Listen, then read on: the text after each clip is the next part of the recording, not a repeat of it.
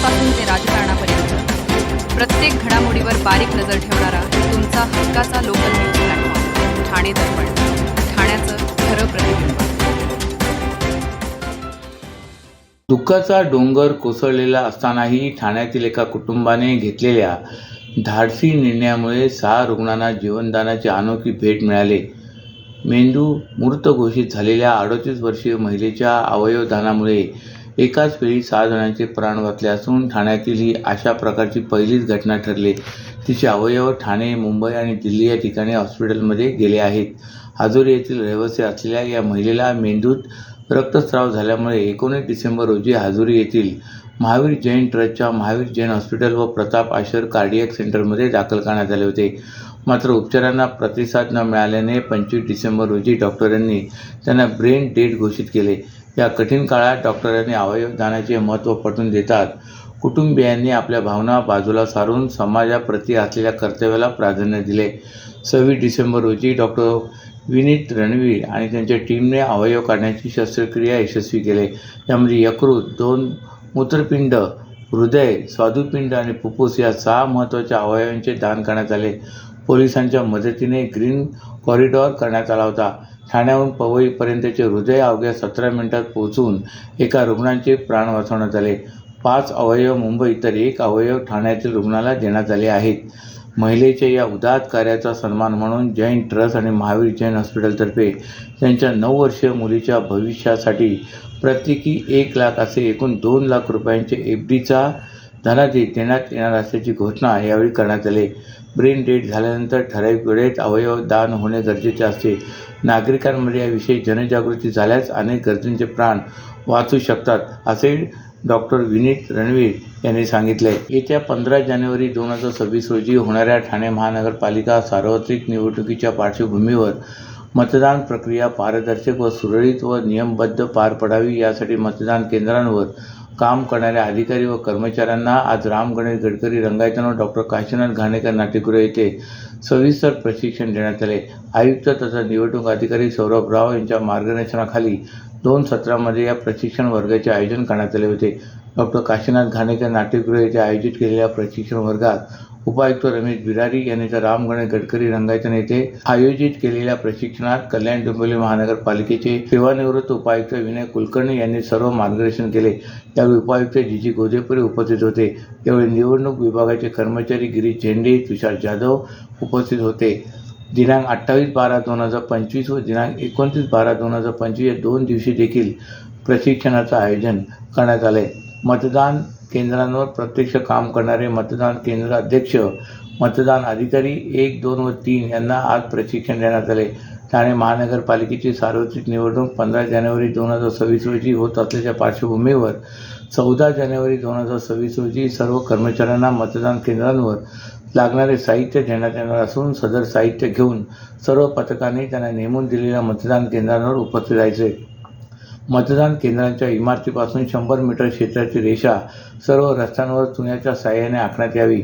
मतदान केंद्राच्या वर्ग खोलीत राजकीय व्यक्ती, मान्यवर व्यक्ती यांची छायाचित्रे लावलेली असल्यास ती झाकण्यात यावीत.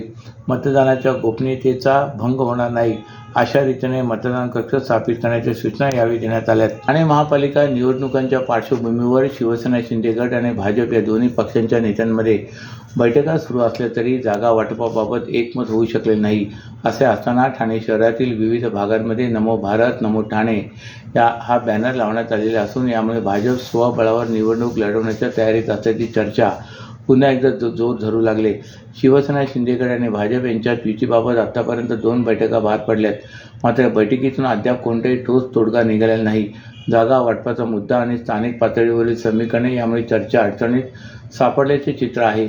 युतीबाबत निर्णय घेण्यासाठी आजची अंतिम डेडलाईन देण्यात आली असून त्यानंतर पुढील दिशा स्पष्ट होईल अशी माहिती भाजप आमदार संजय केळकर यांनी दिली. युती किंवा युतीविना अशा दोन्ही परिस्थितीसाठी भाजप पूर्णपणे सज्ज आहे. भाजपकडून स्वबळावर निवडणूक लढवण्याची तयारी पूर्ण असून संघटनात्मक बांधणी, इच्छुक उमेदवारांची चाचपणी आणि प्रचाराची रूपरेषा तयार असल्याचे केळकर यांनी स्पष्ट केले होते.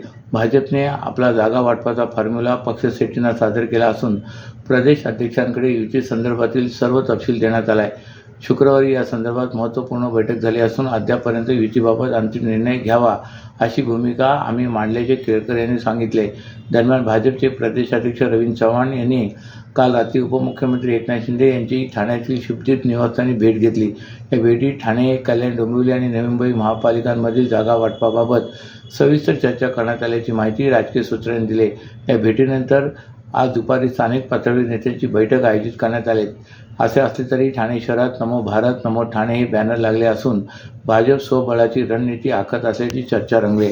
सर्व नागरिकांना आवाहन करण्यात येत आहे की सध्या डासांमार्फत पसरणाऱ्या डेंग्यू या आजाराचा प्रसार रोखण्यासाठी प्रत्येकाने पुढीलप्रमाणे कार्यवाही करावी.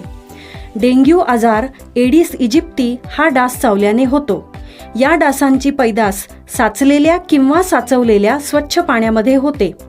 8 दिवसांपेक्षा जास्त दिवस पाणी उघडे व साचून राहिल्यास त्यात डास अंडी घालतात. अंड्यांच्या अळ्या तयार होऊन पुढे डास तयार होतात. यासाठी आपल्या घरातील पाणीसाठे उदाहरणार्थ बॅरल्स, पिंपे, टाक्या, हौद, रांजणे इत्यादी दर आठवड्याला रिकामे करून घासून पुसून कोरडे करून पुन्हा भरावे. 1 दिवस कोरडा दिवस म्हणून पाळावा. पाणी साठ्यांना घट्ट झाकणे बसवावीत किंवा जुनी साडी, चादर, धोतर यांनी बांधून झाकून ठेवावीत, म्हणजे डास त्यात जाऊन अंडी घालणार नाहीत. घराच्या गच्चीवर, आजूबाजूला, अंगणात कोठेही पाणी साचू देऊ नये. भंगार सामान उघड्यावर टाकू नये. उदाहरणार्थ टायर्स, प्लास्टिक सामान, कुंड्या, टाकाऊ वस्तू इत्यादी. अशा सामानात पावसाचे पाणी साठून त्यात डेंग्यूच्या डासांची पैदास होते. घरातील कूलर्स, फ्रीजच्या पाठीमागील ट्रे हे देखील वेळोवेळी कोरडे करावेत. लक्षात ठेवा, नुसत्या फवारणीने डास घनता कमी होत नाही, तर त्यासाठी डास पैदास ठिकाणे नष्ट करणे ही आपल्या सर्वांची जबाबदारी आहे. कोणताही ताप अंगावर न काढता जवळच्या शासकीय रुग्णालयात मोफत औषधोपचार घ्या. अशा प्रकारे नागरिकांनी सहकार्य केल्यास डेंग्यूचा प्रसार रोखणे सहज शक्य आहे. ठाणे महापालिका निवडणुकांच्या रणधुमाळीत सर्व राजकीय पक्षांमध्ये पक्षप्रवेशाचा धडाका सुरू असून राष्ट्रवादी काँग्रेस पक्षात प्रवेश करण्यासाठी काँग्रेसच्या स्थानिक पदाधिकाऱ्यांनी विनापरवाना काढलेली बाईक रॅली चांगलीच अंगलट आली. विना हेल्मेट, दुचाकीवरून हॉर्न वाजवत वाहतुकीचे नियम धाब्यावर बसवणाऱ्या या कार्यकर्त्यांवर पोलिसांनी कारवाईचा बडगा उगारण्याचे स्पष्ट केले. राष्ट्रवादी काँग्रेसचे ठाणे जिल्हाध्यक्ष नजीब मुल्ला यांच्या उपस्थितीत पक्षांच्या फ्लॉवर व्हॅली येथील कार्यालयात युवक काँग्रेस ठाणे शहर जिल्हाध्यक्ष आशिष गिरी यांचा पक्षप्रवेश होता.